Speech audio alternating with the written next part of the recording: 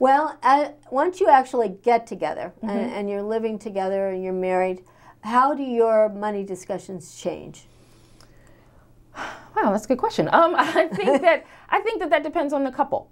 And I think it depends on the stage of life that they're in, you know, because budgeting and saving and debt and credit and all that, those practices are going to change, you know, as life changes and as time passes. So I think it really does depend on where you are in life. Now, early on, and even before, I know you asked about once you get together, but even before you get together, planning the wedding. Oh, that's a big one. Right, that's one of the first things. That's where you really find out the rubber meets the road. Exactly, that's one of the first times where you're really able to get an understanding of your partner's viewpoints and how are we going to pay for this and what do you think about that. So, you know, that's one thing. And when you are together, like you said, excuse me, maybe you're talking about, you know, the things that are important then are, you know, buying a house. Or do we want a big house in the suburbs, or do we want to live in the city? Do we want to have kids? And if we do, how many? And then there's planning the education funds. And then later on in life, there's planning retirement funds. So I think it really just depends on where you are in life and what's important. Constantly evolving. Exactly, exactly. Those things, those conversations are going to constantly evolve. We just have to make sure that we are constantly having them. That's excellent advice, Dee, and also a really good segue to where we're going on our next topic. Whether we're married or we're single, if we live long enough, I think one of the things that we're going to face is dealing with our parents when they get older. And, you know, they've been our parents for years. They were in charge of us, and there is a point where, unfortunately, we have to help them. Or maybe not, unfortunately. It can be a very rich experience. But where we're going to be helping them, and one of the main ways that we're going to be helping them is with finances. How can we talk to our parents about finances? Yeah, I think we have to, and I think we have to do it earlier rather than later. Okay. Even, you know, right now our parents might still be healthy and fit and able to handle everything on their own, but I think now is the time to have those conversations. As soon as possible. As soon as possible, exactly. Generally, that's going to help you avoid the fallout, you know, that can come if there's an unforeseen, you know, kind of catastrophic experience, you know, and we aren't prepared and we haven't laid the groundwork and we don't know what mom and dad want and we don't know where their things are, you know, that can just lead to chaos. So I think if we have those discussions early, I think it benefits everybody. Yeah. With that said, I think it's oftentimes, again, we talked about how difficult it is to talk with someone you love about finance.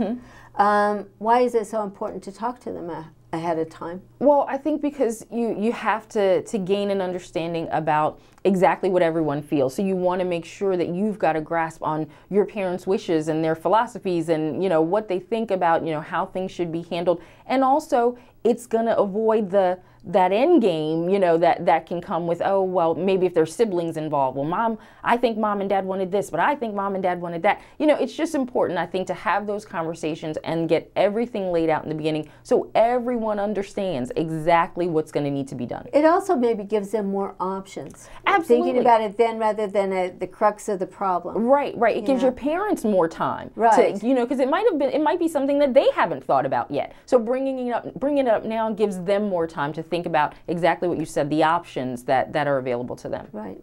When you make that switch where parents sort of become, they're no longer the caretaker, you become the caretaker, I think it's hard to talk about money because it becomes sort of a personal independence issue as much as anything else. Sure. What can you do to make it an easier discussion? Yeah, I think you want to just really couch it in understanding, you know, so let your parents right off the bat know that you love them and you care for them and this is just out of concern and wanting to make sure that their wishes are upheld. So you want to do it at a time and a place that's appropriate. So I guess what I'm getting to is it's not a conversation for the Thanksgiving table. No, you know? As much as you might think it's good because everyone's there, that's not really a good setting. Right, that really isn't a good setting. So, you know, while you're out taking a walk with mom or you're out playing golf with dad or you're in the kitchen baking cakes or something. Right, those times when it can be a little bit more intimate, a little bit more private, and again, allow everybody that's going to be involved in the conversation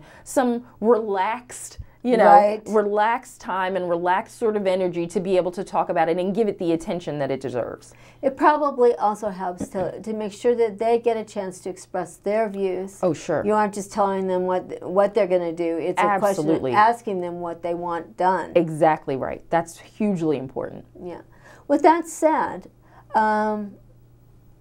there's usually a point where parents, if they live long enough, where you're going to be actually needing to help them manage their finances, not just talk about it.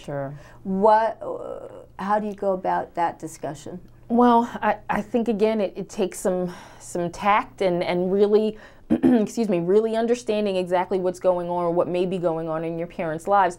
I really believe, and I know this from personal experience, you don't want to step in until you have to. Up until the point where your parents can't manage their finances, they still should be. You know, so they still should be doing it until they can't. So you maybe are watching out kind of on the outside or on the outskirts, but you're not really going to insert yourself until your parents actually need your help. And invite you. In. That's exactly where I was going. So, but you want to keep an eye out. You want to make sure, you know. What signs should you be watching for? Right. You want to, you know, so if you've always known your parents to be very organized, and every time you open a drawer, everything is just so, and they're very organized. You go into the house maybe and you open the drawer and it's not organized and it's full of, you know, past due bills and things are just stuffed in, or maybe you notice that's a big change. Yeah, that's a big change. Maybe a red flag. Maybe you notice that they've made really big mistakes in their checkbooks. Not just a passing mistake like anyone could make. Right, but maybe something large, something that had a real impact. Now again, on the other hand of this, your parents are going to make mistakes. Like you said, we all are. So you can't just jump in at every one. But if there's something glaring, something that's really standing out to you, that might let you know that it's time for you to step in. Those kinds of signs might alert you. So you've actually determined that your parents need help, and you've talked to them about it. What do you need to know to be able to help them with their finances? Yeah, you just need to know a lot of their basics. So, you know, their mortgage, if they have a mortgage, who is it owed to? You know, what their income is. What are their sources of income? Is it Social Security? Is it pensions? Is it, you know, IRA withdrawals? Where's their money coming from? How much do they owe? Do they have debt? You know, that's an important one. Exactly. Is everything up to date with their taxes? You know, where do they keep the deed to their house? Where are their Social Security cards? What are their Social Security numbers? You know, you need to know all of that sort of basic information to be able to be sort of a good helper, you know, when it comes to them being able to manage things. Well, that makes sense. And it's really important, I think, from my own experience, I'm going to say, that you find those things and ask about them before you get into a situation where you can no longer ask about it. Exactly. And the way you ask about it, I think, is really important. From the standpoint, you still have to realize it's their life. It's their life. And so we have to make sure that we're being respectful. And, you know, we're letting our parents know that we're just here to help. We're not trying to take over. We're not trying to insinuate that, you know, you've done something wrong or you haven't taken care of yourself properly. But these are the things that we need to know just to be able to help. What other issues do you need to discuss with them? Well, then I think the next logical things, and these are conversations that none of us want to have, but the next logical step, I think, is about those final expenses and those final arrangements. So you've got to talk to your parents. Do you have a will? You know, where is it? Have you made your funeral arrangements? You know, are those things in line? Do you have an attorney?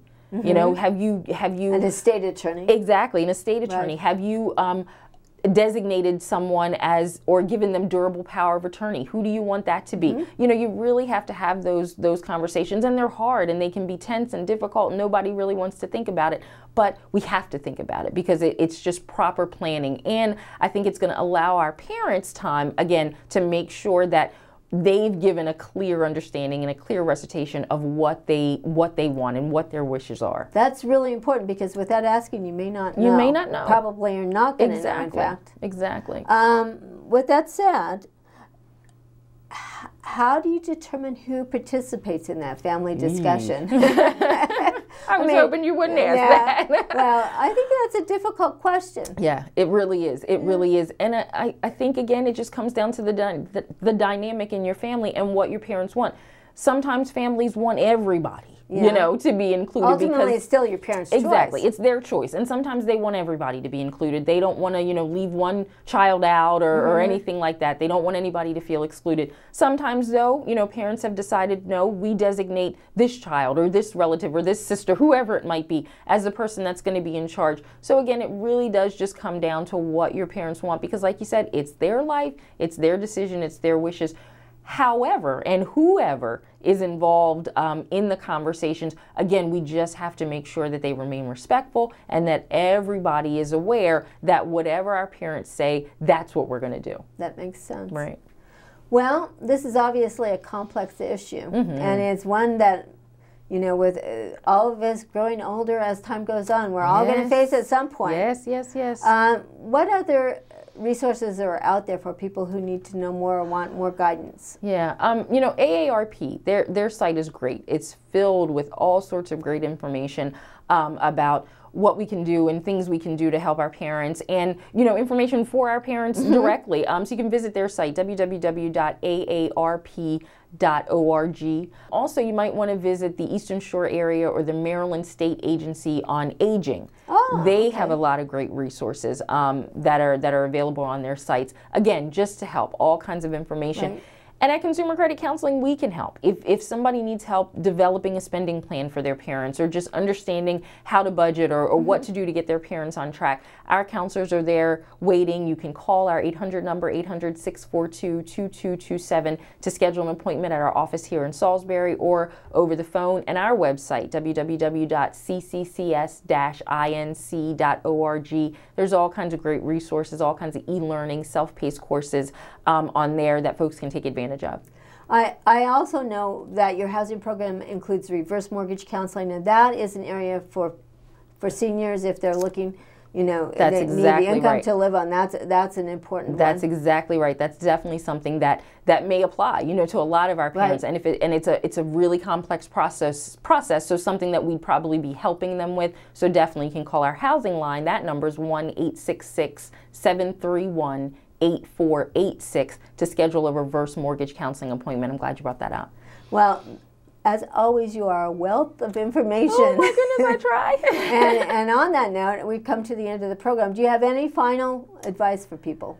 You know, I would just say no matter what stage in life you're in, whether you're, you know, just getting married or moving in, or talking about seniors and our parents, we've been together a long time, no matter where you are in life, it really does just pay to be informed as you can, get as much help as you can, to be able to go through the stages of our life as they come successfully, and being as financially secure as we possibly can from the beginning till the end. So I think that if folks are just learning continuously, asking all the questions they need to, getting all the advice they need to, I think they'll be good. And the other thing I would say is they communicate. Yes. Talk. Dee, it's been a pleasure having you. You always are really a source of great information for us. Thank you. And I appreciate you sharing your time. Thank you. And I appreciate what CCCS does. Thank you. And I really appreciate PAC 14 for all they do as well. Thank you, PAC 14. They're a wonderful partner with us, and we couldn't do it without them. And finally, you folks that are out there in the audience, we hope to hear from you. And you can certainly always email me at nstark@cccs-inc.org, or Deanna at dbooker, DBOOKER, at cccs-inc.org. And on that note, we hope you'll join us again next month on Money Talks.